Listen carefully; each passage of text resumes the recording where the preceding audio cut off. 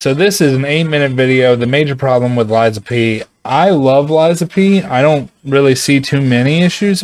I want to hear what he has to say because I love the game. So guys, Liza P has this been is one of my most this is anticipated Ziostorm. and I bought the deluxe edition in order to get early access. And I've been playing the game almost non-stop since it went live 2 days ago. And I have a lot of thoughts to share about this game. But overall, I've been having a fantastic time with it. The game is very Command Center level 11. I'm constantly intrigued by not only the story, but the character quest lines we're finding throughout the world. There's a lot to love here, and for the most part, I do love it. But as I've been playing, there are some very glaring issues that have come to light. I want to know what the issues are. Have to talk about the intro. Let's get into it. Before I dive into what the big problem with this game is, let me preface the discussion with a few things. He's using... Oh, I thought he was using the same sword I was. A South Korean developer, and one thing to keep in mind is that this is their first attempt at the Souls-like genre. And for the first try, it is a very good one. So I agree. I'm going to be frequently comparing this game to games like Bloodborne or Elden Ring. It is important to remember that they don't have the decades of experience that From Software does. That's so true. In order to understand my criticisms with the game, we need to also understand the intended way to play it. The inspiration for Liza P's combat is Bloodborne, and it draws many of its core elements from that game. We have a sidestep dodge while locked onto a target, charged R2 heavy attacks, a rally system to regain health after blocking an attack, and get heavy damage from a visceral attack. And the one key purpose behind all these elements in Bloodborne was to stay... How to get that cool suit? And Liza P appears to encourage that same playstyle. As I mentioned, one of the main combat features is the rally system, where you can block an attack in order to take chip damage, and then experience a brief window where you can attack the target in order to get that health back. I know that. There are also Fable arts, special weapon attacks, that can allow you to perform various skills, and use a charge of these mini bars beneath your stamina gauge. Okay, I'm wondering what the problem is. Attacking targets. We then have your primary What's the issue? Items, which when fully consumed, allow you to re-earn another one once again.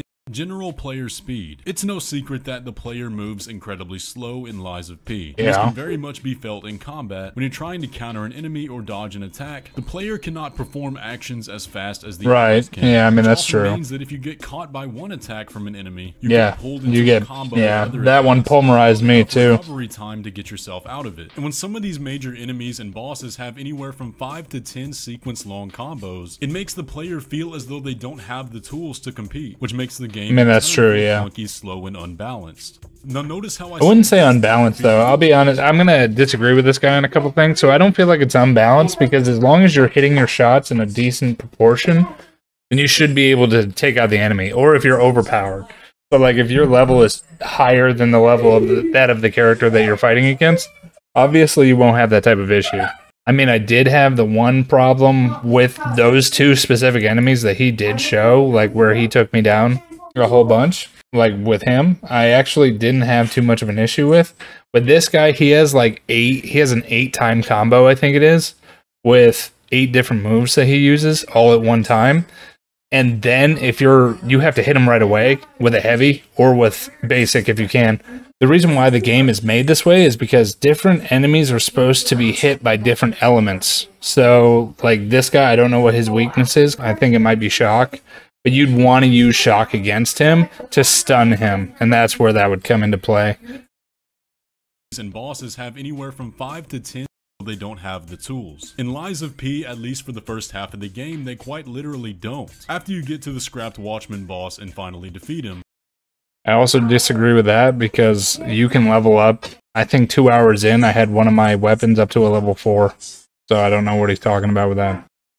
You'll unlock a new feature called the P organ, and essentially what this is... This comes in 2 hours after gameplay. Here you can upgrade your character and unlock new skills. You have things like upgrading the amount of healing items you have, charges to your Fable arts, increased time of enemy stagger, and one that upgrades your dodge. Now in order to unlock these new skills, you have to go into the menu and unlock other upgrades, and these come in many forms. But some of the upgrades that can be found in this sub-menu are very important to making the game feel smooth, such as increased stamina recovery time while attacking attacking enemies. And to purchase these upgrades, it requires a currency called quartz. I'm not entirely sure all the places you can get quartz, but I've noticed them dropping for mini bosses, and I believe in a chest or two. And after defeating the third boss, I had 2 of these quartz. And in order to unlock one actual skill, it takes 2 quartz. And the skill I immediately unlocked was the ability to chain 2 dodges together. Now the wording when you unlock the ability is that it allows you to perform another dodge in the middle of a first dodge animation, but this isn't quite true. The animation for the first dodge still finishes before you're able to do the second one. What this actually does is remove artificial downtime that's present before you have the skill after a first dodge before you can dodge again. In a game like Bloodborne, that's a feature that the player has immediately when starting the game. Now as I progressed further through the game and beat more bosses, thereby unlocking more quartz, I found that there's yet another dodge upgrade further down the skill tree. And what this one allowed me to do was roll out of being stuck on the ground. In this clip here, you can see that my player gets smashed to the ground, and during the animation of getting up, I don't have the ability to control my character, and I'm stuck in a combo of hit after hit until I die. What's up, Blast? The ability to roll from the ground is yet another basic movement ability in the Soul series and Bloodborne. Now the skill tree continues for a while, and I've only seen the first 2 movement upgrades. Now by assuming that this trend continues, by the time we unlock all the upgrades and get to the end of the game, the vast majority of the clunky feeling is going to be gone. So the problem here is that basic movement features that the player needs in order to survive the game are locked behind the skill tree. And since quartz is so rare and hard to find, if a player does not immediately invest in the dodge upgrades, they are at a significant disadvantage, unable to perform movements that are present from the very beginning in many of the game's competitors. So it creates an unnecessary sense that the game is clunky, poorly balanced, and feels like molasses, when in reality the player simply hasn't unlocked that upgrade yet. And the thing is, I actually want the other upgrades in the skill tree, but I feel that if I don't unlock the dodge upgrades, the game is going to be much harder than it needs to be. Now what makes this much worse is that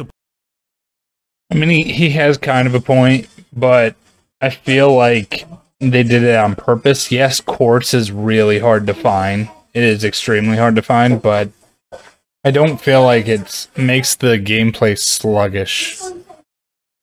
But I have my stamina all the way up, so I don't know. Maybe it's just a me thing. the player has 0 poise whatsoever. Every single hit, no matter from what enemy, will stagger you out of a move. Even a fully charged Fable art can be interrupted from the most basic. I do hate this. I do hate this. This part makes me mad. And what this does is create more downtime in combat, where the player cannot input any controls to the character if they don't have the right upgrade. Yeah, that part sucks. One more thing that goes along with You're so right. Parry timing feels way too strict in this game, and oftentimes many of the enemies that have a lot of the long combos lack a sense of rhythm in their movements. What made the parrying in Sekiro so satisfying was that everything had a distinct beat to it. You could parry bosses with a blindfold on, so true. By sound alone because you recognize the cadence. But in Sekiro, the deflect was the primary means of avoiding damage. Now, I don't yet know if there's a skill that upgrades the parry. That was the other thing I wanted to bring up, is the fact that in Lies of P, it's strictly based on blocking. You want to block more than you dodge. So the argument that you want to dodge out of certain things is kind of null and void. Yes, you want to dodge out of some things, like the attacks that you can't physically block, like the red moves, the aggro moves. But whenever you can perfect parry those if you could just time it correctly, which I have in the past.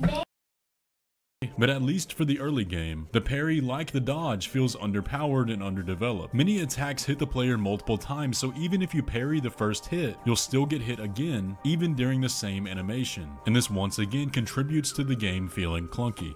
So here's the issue. Lies of P has a combat system that encourages aggressiveness. The game wants you to stay in the pocket and use all of the abilities at your disposal. But the problem here is that all of these abilities feel disconnected from one another, separated by a stiffness that's only removed through upgrades that are locked behind the skill tree. Basic features that are intuitive to players that have played Souls-likes before, that if were present from the beginning, would not make the game too easy, but would instead make it more smooth and thereby more fun. And I say all that because this game is a gem. The more I get into it and the more I unlock, it feels better and better. And had I these abilities from the beginning, it would have alleviated so much frustration that initially felt out of my control as the player. Anyways though guys, that is gonna pretty much...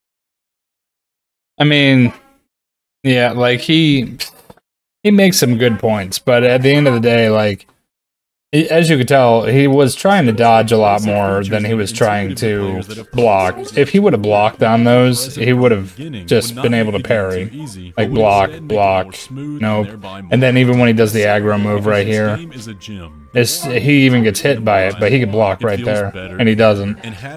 So I don't know if maybe he's just having a more difficult time with it or something, but I don't know. I don't see a lot of the issues. Yeah, I do agree with him on that final issue, where if it knocks you out of your Fabled, that's crazy, because your Fable should be able to just go through whatever, because it's your ultimate attack, or your heavies. Those should be able to as well. I do agree with him on that aspect, but for everything else, I feel like the game's pretty well made. But I just felt like I had to come on here and talk.